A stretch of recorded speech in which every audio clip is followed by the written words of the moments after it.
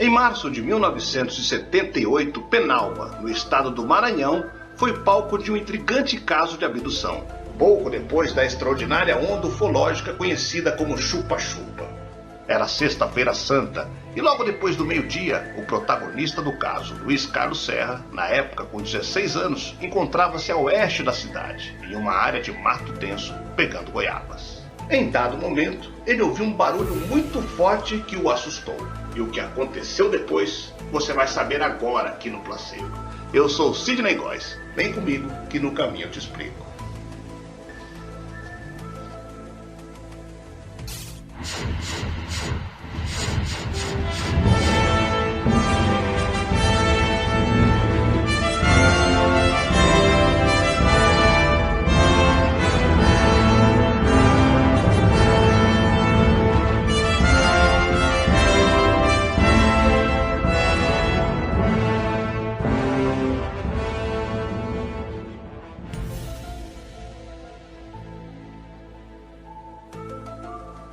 Luiz ouviu um barulhão, um som agudo como uma buzina de carro. Ficou assustado. Olhou para cima e viu uma luz muito brilhante, maior que o sol, com cerca de 5 metros de largura. Estava bem acima das palmeiras. Era redonda e branca. Machucava os olhos e só conseguiu olhar para ela por pouco tempo. De repente caiu de costas no chão e não podia se mexer. Ficou paralisado. Só conseguia ouvir e ver. Ficou deitado no chão por um tempo, aí começou a subir no ar e de repente viu um objeto acima das árvores. Alguma coisa estava lhe puxando, mas ele não sabia o que era. Ficou surpreso, não via nada lhe segurando nem lhe tocando. Levou só alguns segundos, ele não estava com medo. Olhou para o objeto enquanto ia subindo. Era redondo e tinha 4 bolas na parte do fundo, e uma delas estava iluminada. Quando chegou bem no alto, percebeu uma cúpula em cima e 3 janelas ao redor dela. Só uma das janelas estava aberta e ele entrou por ela, deitado, a cabeça primeiro. Tinha cerca de 1 metro quadrado. Quando entrou no objeto, caiu no chão, mas não com força. Não parecia muito grande por dentro. Era mais ou menos o tamanho de uma sala com uns 9 metros quadrados. Ele ficou deitado com a barriga para cima, ainda paralisado, e não podia olhar em volta. Nesse ambiente, Luiz viu 3 pequenos seres com aproximadamente 1 metro de altura. Todos vestiam uma espécie de escafandro, sendo de aspecto metálico que cobria o corpo inteiro. Nas costas havia uma espécie de mochila pequena. Também vestiam luvas e botas e havia na altura dos olhos uma espécie de visor de vidro. Estavam conversando, mas Luiz não entendia o que eles falavam. Suas vozes eram altas, mas não pareciam humanas. Eram muito graves. Ele continuava deitado naquela posição, mas já podia olhar ao redor. Havia 3 cadeiras como poltronas de alumínio. Os braços eram feitos de borracha. Estavam de frente para a parede, que era branca e não havia nada nela. Ele não sentia nada, mas sabia que estavam se movendo. Faziam um barulho muito alto. Foi levado a uma terra estranha, sem árvores e só com grama alta. Não sabe quanto tempo levaram para chegar lá. Saiu pela janela da mesma forma como entrou, sem nada apoiando as suas costas. Ainda estava paralisado. Era um lugar estranho, que ele não conhecia. Parecia um campo, mas sem pássaros ou lagos. A grama era muito alta, cerca de 1 metro. Não viu nenhuma casa ou prédio. Não dava para ver o céu. Não havia árvores nem estrelas. Era muito escuro. Ele ainda estava paralisado, então aquelas pessoas se aproximaram dele e puseram um tubo em seu nariz. Não doeu. Depois colocaram uma bola transparente em sua boca e um líquido desceu pela sua garganta muito rápido. Ele pegou no sono e não faz ideia o que aconteceu depois, até acordar no mato. Luiz Serra acordou no começo da noite da segunda-feira seguinte, 27 de março, em um matagal ainda em Penalva. Assustado, ele gritou por socorro. Nas proximidades deste local, José Ribamar dos Santos pescava tranquilamente e ouviu o grito de Luiz Serra. José entrou no mato e encontrou Luiz caído, atordoado e aparentemente paralisado. José reconheceu Luiz Serra e, sabendo que estava desaparecido desde sexta-feira, tratou de levá-lo de volta à sua família. Apesar de atordoado, não parecia machucado e não estava chorando, mas não conseguia se mexer. José ajudou Luiz a se levantar, mas ele caiu de novo. Por isso, precisou carregá-lo até o seu barco e levá-lo para a sua casa. Ao chegar em Penalva, José, com a ajuda de vizinhos, levou Luiz Serra para a casa da sua mãe, Maria. Ao chegar ao local, Maria pediu que o levasse ao Hospital Penalva, onde foi atendido inicialmente por enfermeiros e no dia seguinte pela doutora Linda Macieira, clínica geral e ginecologista. Segundo a médica, Luiz estava completamente amortecido e tinha contrações musculares como se estivesse paralisado.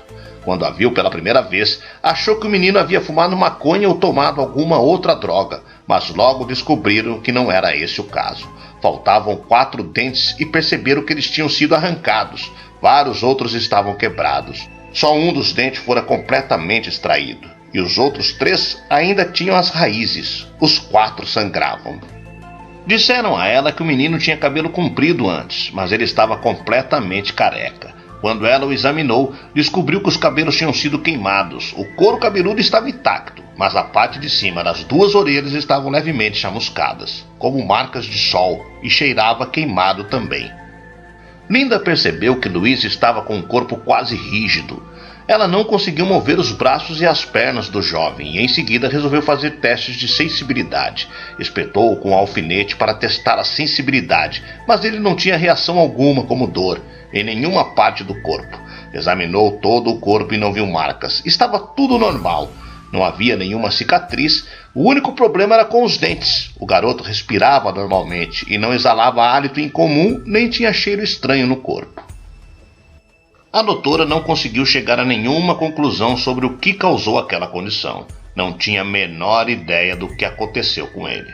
Passou 9 dias sem comer. Precisou ser alimentado por soro, porque nem água ele bebia. Ficou 3 dias sem ir ao banheiro e teve que ser cateterizado. Um detalhe importante é que Luiz recorda-se plenamente no começo da experiência até o momento em que perdeu a consciência a bordo do aparelho. Após isso, lembra-se de ter acordado no matagal e ter gritado por socorro, fato ocorrido em 27 de março. Ele não se recorda de nada do que ocorreu nos 7 dias seguintes, período em que esteve internado. Em 30 de março, ele foi transferido para o Hospital Serme, em São Luís, onde foi examinado por 6 médicos de várias áreas. Um destes médicos é o Dr. Antônio Saldanha, neurologista, que achou um caso muito estranho, pois seu exame não revelou nenhuma reação neurológica anormal. Luiz foi encontrado em estado como se estivesse em choque. Não conseguia falar. Segundo o médico, ele não chamaria o quadro clínico de Luiz de afasia, que é a impossibilidade de falar, mas ainda assim o menino não falava. Era um paciente trancafiado. Alguma coisa o tinha assustado. Como neurologista, ele não foi capaz de explicar por que ele apresentava aquele quadro clínico. Não encontrou nenhum sinal em seu exame neurológico que justificasse o que ele tinha naquele momento. O tempo todo em que o examinou, ele manteve os olhos abertos e parados, como se estivesse acuado. Nos primeiros dias, ele não comeu e precisou de alimentação intravenosa. Não conseguia engolir a comida. Era muito estranho porque ele não apresentava a menor reação à comida. Foi feito um check-up cardiológico e nada incomum foi detectado. A pulsação e o batimento cardíaco e todo o resto estavam normais. Ele não tinha reação a estímulos de dor. Seria impossível ele estar fingindo todos aqueles sintomas. Alguma coisa tinha deixado o garoto em choque. Era mesmo um caso muito estranho. Por fim, 2 psiquiatras examinaram Luiz Serra, o Dr. Renato Bacelar e o Dr. Bacelar Viana. Suas análises focaram-se no depoimento do paciente após este recuperar a fala alguns dias depois. O Dr. Renato Bacelar, em entrevista ao ufólogo Bob Pratt, pesquisador do caso, declarou que tentou encontrar contradições em sua história sobre o disco voador várias vezes, mas não conseguiu. Ele repetiu a história sem uma variação todas as vezes. Talvez esteja falando a verdade, disse o psicólogo. Assim que recuperou os movimentos, Luiz pediu papel e lápis onde começou a escrever sobre a sua experiência e a desenhar o que havia visto durante o contato. Ele repetiu seu relato várias vezes sem alterações ou contradições. Em 7 de abril, recebeu alta e voltou para casa.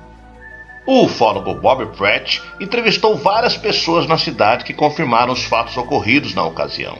Um deles, o João Francisco Mendes, então prefeito da cidade, declarou que Luiz Serra é tido como um rapaz honesto e humilde e que não teria motivos para inventar uma história dessa natureza, ou mesmo fugir de casa.